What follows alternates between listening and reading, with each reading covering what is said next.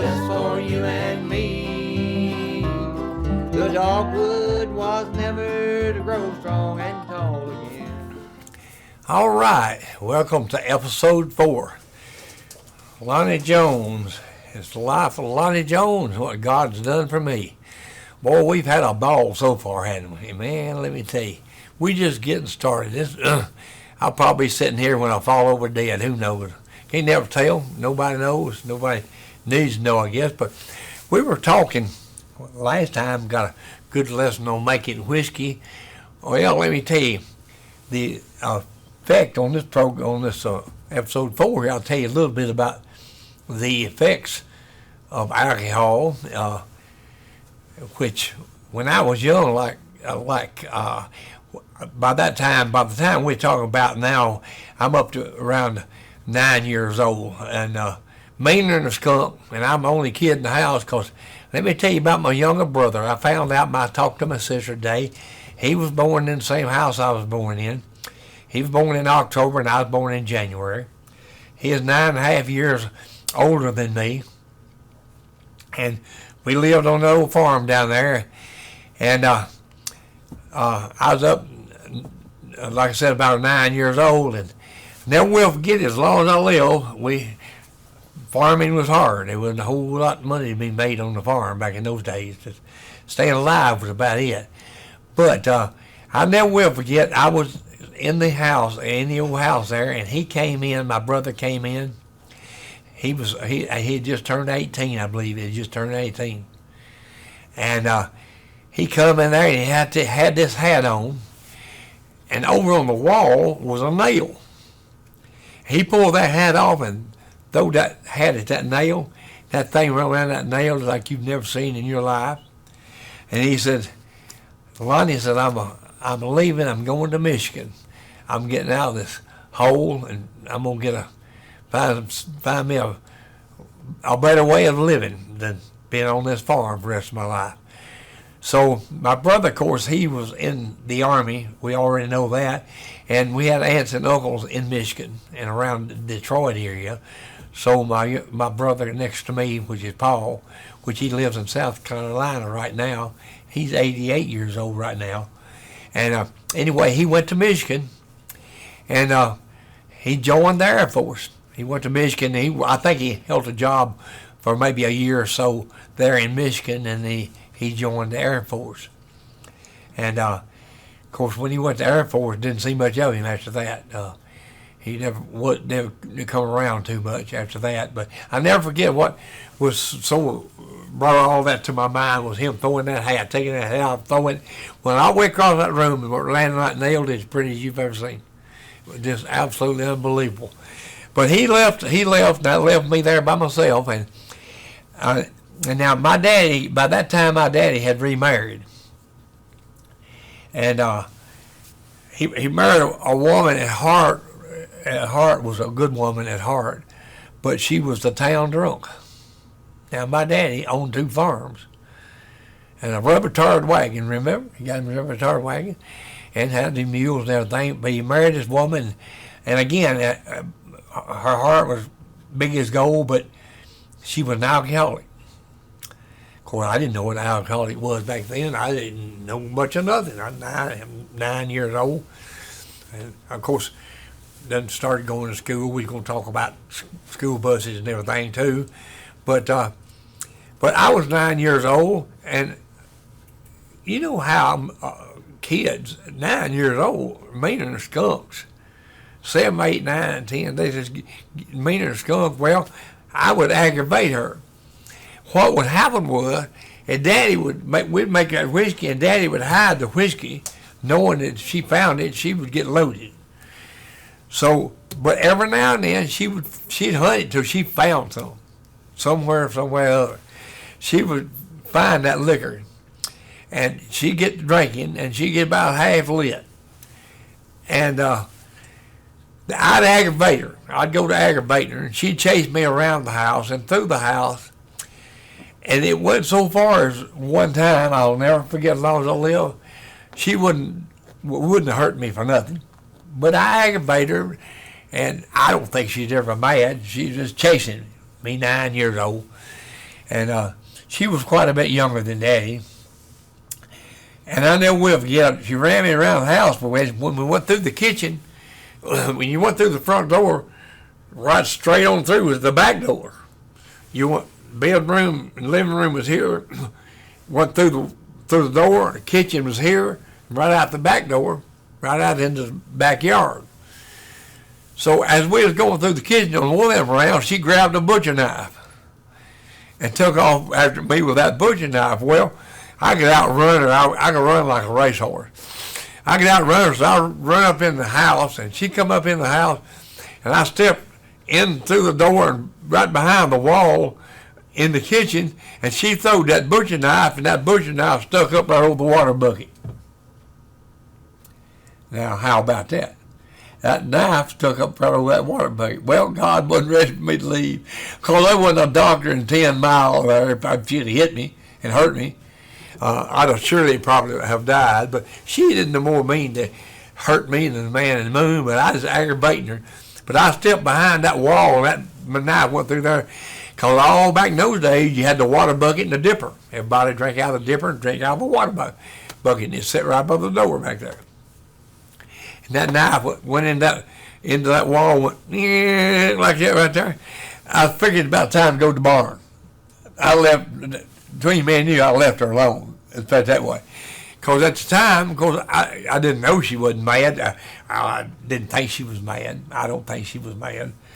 I'm pretty sure she never got mad. I'd never seen her mad at me, really. All aggravating I done. Because me, by myself, I didn't have nothing to do. Daddy was off. He was a carpenter, and he was helping build the barracks up at Fort Campbell, Kentucky. He was a carpenter, so he was helping build the barracks up there, and I was back there aggravating her. But I was also hoeing potatoes. I was also, anybody ever heard of arsenic lead? I guarantee you, if you're old as I am, you've heard of arsenic lead. That's how we kill the tater bugs. We had this thing. I know you know what DDT is. DDT is what we, back in those days, we kill flies with. You'd spray DDT in the house, lock up the doors, go off for 2 or 3 hours, come back, and all the flies be dead in the windowsill. Now, I'm talking some people ain't never been that poor. But we're so poor, I think the flies all left once. That's how poor we was. I'll tell you how poor we was. We had a slice of bacon, hung it from a string in the center of the table, the kitchen table, and swung it, and we licked the shadow. Now, if that ain't poor, I don't know what is. That's pretty poor. But it was pretty poor back then. And anyway, I would spray those Irish potatoes. Daddy was still farming and building those barracks over in Clarksville. But point being is I was go up and now the arsenic lead, you put that on by hand. You took it out of the bag and sprinkled it all over the Irish potatoes. And that killed the potato bugs. Or it'd kill whatever it hit, probably. Right now, it would probably kill a human in a heartbeat. And the DDT, I know it would. So, got rid of the DDT finally after all these years. But that's how we killed the flies back in my days. Because when you lived out in the country and you had hogs and you had chickens and you had horses and mules and dogs and cats, you had flies. And all the screen doors in the world wouldn't keep them out. They just ready. That screen door open, bang, here they'd come. So anyway, I quit bothering her and I went on to the barn, and best I remember, I don't know what I did at that time because we had corn up there, and Daddy was having me shuck corn all the time because if you'll remember, we ground our own cornmeal back then by carrying it out to the grist mill. So I probably was shelling corn or shucking corn, and so I went and got out of her way and left her alone because I figured it's about time to leave, time to cut out, leave her alone. So, but a little 9-year-old guy, he ain't got nothing to do to aggravate somebody. So let's talk about her, that's her drinking the moonshine, finding the moonshine and drinking it. So that's what moonshine will do to you. It's not a good thing. If you can take a drink and stop, you're fine. But you just drink it till you sloppy drunk or something. I don't get it. I've been there. I don't know how sloppy. I really don't remember that I've been that sloppy, but I drank an awful lot.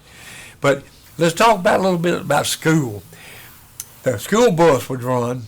He would come up. There was a road come up called Garners Creek Road. It would come from where I-40 is right now, very close to where I was born in that old house. It would come all the way up that creek from there, come out on 70 Highway in Tennessee City. That road would, well, the bus would come down, and there was a road called the Grindstone Holler, and it had a bridge across that creek. And now he would go down, he would come from the south, heading north, and I had to cross this footlog on this creek. Had a footlog about this wide. And when I was 9 years old, I hit it about 3 times and I was crossing it. We're talking 25, 30 foot. I wouldn't hit that log but about 3 times and I was over. If I'd have carried that to Nashville, Tennessee, maybe I could have been a basketball player, because that's about how they play basketball today. So anyway, the bus would come up and I'd meet him up at the mailbox. Well, needless to say, not a lot of times, but every now and then, I would miss the bus. Well, he would have to go up past that bridge in that Grindstone Hollow Road, which was 1 mile from our house. He would have to go up that road past Grindstone Hollow, where the bridge was at. He would go up there about 1.5 miles to 2 miles, pick up 2 kids up there, come back to the Grindstone Hollow Road, and cross that bridge. If I missed that bus at my mailbox, I could run around the back of our place, around the ridge, around the side of the hill, through the woods, and get to that bridge before that bus could get there. I would catch that bus at that bridge. Now, believe me, it didn't happen too often, but it did happen. And then I remember that the one time, or more than one time actually, that I would miss the bus. And if you'll remember now, it's 3 miles. Straight east from our house, it's 3 miles. Back up the hollows, over those hills I've sang about, through the fields and through the woods, out over on Hillcrest Road to the school. Now mind you, this bus had to do a lot of backtracking. He had to go up these hills and hollows and pick up these kids out in the middle of nowhere. He had to backtrack and come back before he ever got to school. I have actually ran from my house to school 3 miles and beat the bus there. I've actually beat the bus to school. If I missed that bus and I didn't want to run to the bridge, I decided I just wanted a good run, and we had these log gates, and they were pole gates, and I could jump those pole gates like a racehorse. Going up this road, going up this hollow, we make whiskey. I could jump over those pole gates, and go right on up the holler, go out over the ridge, down through the woods, down to the schoolhouse, and beat the school bus there. When I was 9, 10, and 11 years old. I mean, I could run. Back in those days, I could get up and go. But that's some of my school things here that I remember doing very well. And also, when that creek would get up, we had the foot log would be chained on one end. So as if the creek got up, it would wash around, and you wouldn't lose your foot log. It would wash around, and when the creek went down, we'd go down there, bring the foot log back around across the road, across the creek, and then you'd have a foot log again. And that foot log went into a real steep bank, up the bank, and up on the hill where the mailbox is at was the road. Now, tell you another little deal about that. When I was about 12 or 13 years old, you can still see the scar right here, right now. Actually, no, it's here. This big knot right here. There was a bridge up by our mailbox, and up to the right on the road, there was what they called an underpass, where the man across from us let his cattle go under the underpass, go down to the creek, and they would get their water down at the creek. He'd drive them under, let them out, and they'd go under that underpass. Well, I got off the school bus one afternoon, and he was letting them go under the underpass. I walked out on the end of that bridge, and that bridge broke. I fell about 15 foot down on these big, huge boulders. And that's how I got this knot on my head right here. I woke up on his front porch, and they didn't know where I was going to live or die. There was stuff oozing out of my head here. Never went to the doctor. Now you know what's wrong with me. But we never went to the doctor. Never went to the doctor. Went to school the next day, never missed a day of school, just because I fell 15 foot down all these big boulders. Hit my head on a rock, knocked me cold out, never woke up. It would have took him at least 10 minutes to get from down there up to his house. I woke up on I believe it was on the bench out on the front porch. I woke up there. I want to know if I was all right. Well, I woke up. So you think God, he wanted me here today, didn't he? If he didn't want me here, I'd have been gone there. So before I knew who God even was, I always knew who God was. But back in those days, we didn't go to church. The closest church, I don't even know how far it was. But we didn't go to church. But I remember my daddy asking all kinds of questions when he'd get around somebody about God and all this stuff. He would ask all these questions and stuff. He wanted to know about God, but we could never get to church. So I never knew that much about God in those young years, those young age coming up. And so, but even back then, God was taking care of me. And now back to going to school again, when that creek, another thing, when that creek got up, you couldn't cross it down there. Up there by that bridge was a branch that come down beside the road and ran into the creek. If it was pouring down rain and flooding, Daddy would go up there with me, and I'd ride his back across that branch, and he'd keep me dry. I'd ride his back across that branch, and it coming up to his waist, swift as all get out, and put me on the bank over there so I could catch that bus and go to school. Now those some pretty tough days, pretty rough living back in those days. Now that was part of the school thing. There's not a whole lot of special things that I remember that much about school. Again, we had that 2-room schoolhouse. I done told you about that. And we played softball, and we had a real nice softball diamond over there. And at one year we had a man teacher, and he liked sports, and he put us a good ball team together. And we'd go to other schools, and we'd play other schools all around the area. And we just about couldn't be beat. A boy by the name of Kenneth Pemberton came in here from Michigan. And in those days, slow pitch was one thing, but just underhanded pitch was another thing. In other words, if you wound up like this and throwed it fast like that underhanded, that was still legal back in those days. Now they call it slow pitch, which you can't do that with those old men. You know, people out there 50, 60-year-old playing slow pitch softball. This boy coming out of Michigan knew how to do this. Wind up, and I mean, it come through like blue blazes. Well, we just about couldn't be beat. They even put lights up one time where we actually play under the lights at one of the, where we had a tournament of some kind. I believe that was in White Bluff or Colesburg one. They actually had lights that we played under, and it was so foggy that if you knocked a high fly ball, you wouldn't see the ball before you have to guess it by where it was going to come down, because you couldn't see the ball. You have to guess about where it come down at to be under it. Of course, most of the time, no matter who they were, they'd just about miss it, because you couldn't see it till it was 10 foot from you coming down.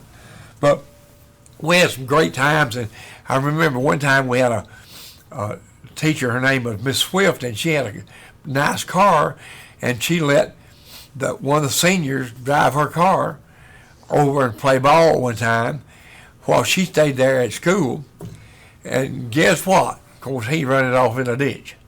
Now, what do you think about that? Now, she was a sweet lady, or she wouldn't let her have a car, I don't guess. But anyway, before they got back, they had to call a wrecker to go get the car out of the ditch anyway.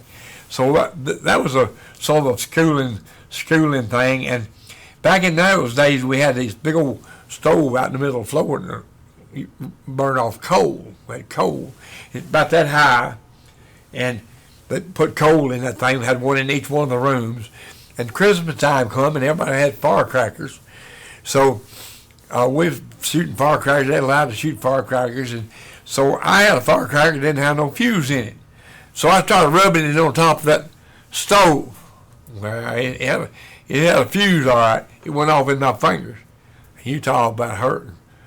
It hurt for 2 weeks. It just busted my fingers big time. My thumb and 2 fingers. Nothing never hurt so bad. I let on like it didn't hurt hardly at all, but it did. But that had to do with the Christmas time. We'd have some Christmas things over there and have a good time. And then another time, of course, I was always into something in school. That's just the way I was, I guess. I don't know. I remember talking about whipping the kids and all that stuff. And Daddy told the teacher, said, "You take care of him in school, and I'll take care of him at home. So whatever he needs, he gets it."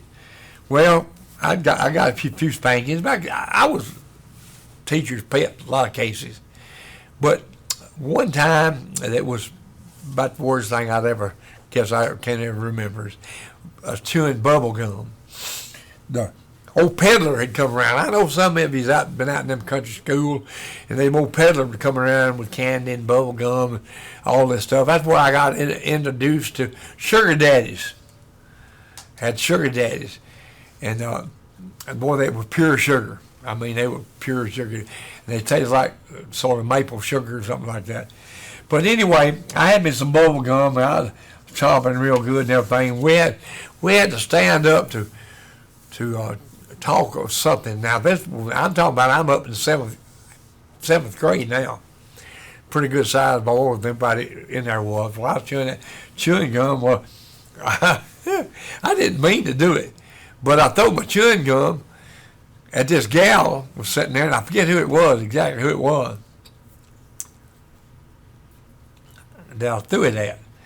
But I missed her, and it went down. It went in her chair. Well, wasn't no way I was going to go over there and get it out of the way before she sits down. Well, she sits down in that bubble gum. I bet Sue Wright, her and I went to school together. She's on my Facebook. I bet she'll remember that probably. She was 2 grades behind me, I think. But I threw that bubble gum, and that girl sat down in it. Of course, quite naturally, it stuck to her dress. And quite naturally, nobody knew who done it. So the teacher wanted to know who done it. And I didn't tell who done it. So the way she punished everybody was nobody got a recess till somebody owned up to it. And I loved to play ball too much. So I went on for 2 days, and I gave up. I'm the one done it. And everybody had to stay in for 2 days because I threw bubble gum in this girl's seat. And I didn't mean to do it. I just meant to hit her with it. Not thinking it would probably stuck to her anyway. But that was pretty wild. I remember that. And another thing I remember, I was going to be a future farmer of America. Everybody knows who the future farmers of America was. Had you blue shirt, blue everything. They brought a bunch of pine trees down there. They sent us over on this hillside, and we planted pine trees all day long over there one time. I remember that. Now those pine trees, some of them are still there, and they reach very, very high, very, very high. Well, anyway, that episode there wasn't hardly as exciting, I don't think, as the last one was. But God looked after me when I fell off the end of that bridge, or when it caved. When it broke off and I fell down there. Now, if that happened to me today, I could own Dixon County because I could have sued somebody. See, back in those days, nobody sued nobody, So nobody even thought about things like that. But good Lord was with me when I come down there off that bridge and hit on top of my head. And I'll tell you about having an axe about that deep in my foot on a segment before too long. He had to save me there too because I was bled to death out in the middle of the woods. But right now I'm gonna close off on episode 4, and we'll be back with you.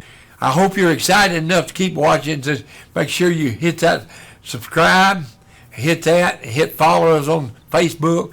You'll keep up with us real good. And this coming Saturday, we're having a regular show this coming Saturday. So, Rita, if you got anything that you'd like to add to what I have just got through saying before we close this segment. I think you're going to have some music that's going to play. All right. Welcome to my life story. I hope you enjoyed episode number 4. I got me a little help here for the next one here. Little Roger Ball over here on the right-hand side. Mr. Gary Adams. Everybody knows Gary. He's been around. And we got Rita. Of course, Rita sort of ramrod the whole deal. If it wasn't for her, we probably couldn't get this whole thing done. So we're going to do a couple of songs for you here. And hope you will enjoy them. This is called 1949.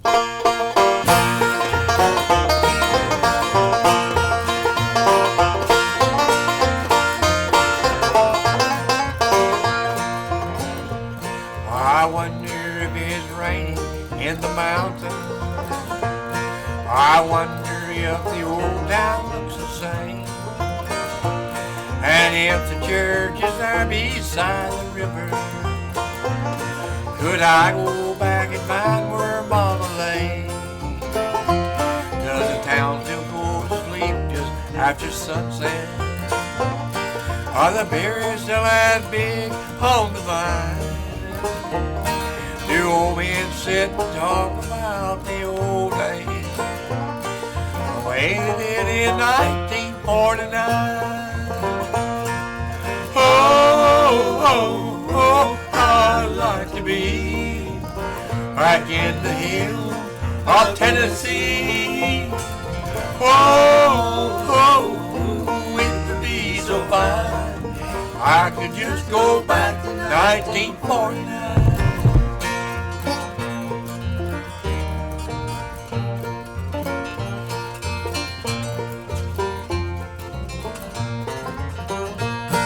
I wonder if by chance I might remember our teenage boys, are wild and fancy free, who always loved guitars and country music. If I went back, they'd remember me. I wonder what became of Catherine Akers, a girl who broke my heart at 17. I barely can remember what she looked like. 30 years ago, she was my dream. Oh, how I'd like to be back in the hills of Tennessee. Oh, it would be so fine if I could just go back to 1949.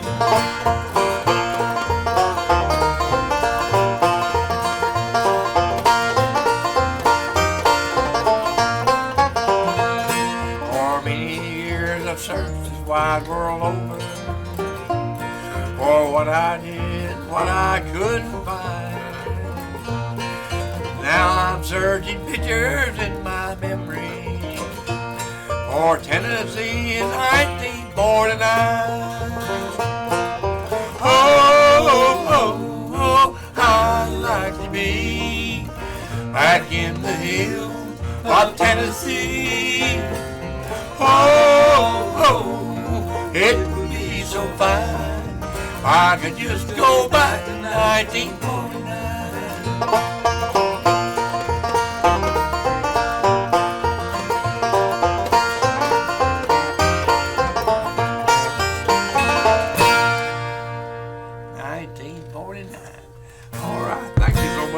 Great job, you guys. Y'all might have played that before. I'm not sure. What you got going on, Rita? I was going to do There Stands a Rose. Okay. It's a song that's you think it's about the rose, but it's really about family. And just not neglecting your family and taking care of them. And that's an A. That's in the key of A? Yes. All right, let's do one. We'll do this in the key of A. Hope you'll enjoy this.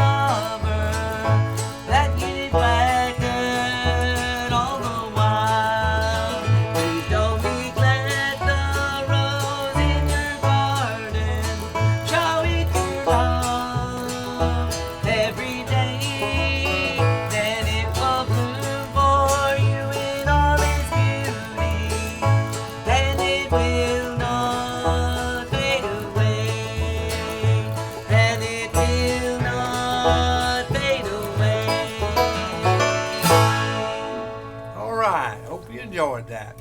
Thank you so much. We'll see you on episode 5. On episode 5. We'll see you there. Thank you. But we're gonna close down right now and shut off here on episode 4. And boy, we have had a good time so far. And I got so much to tell. Say 65, 70 years. That's long. That's a lot of tales. Boy, I got a lot of them. But I don't have to write nothing down because it all happened. So we're going to close episode 4 down, and we'll see you on episode 5. Thank you, and I love you. Jesus died on the cross from a dogwood tree. He gave his life and soul just for you and me. The dogwood was never to grow strong and tall again, for the blood shed that day was on the wood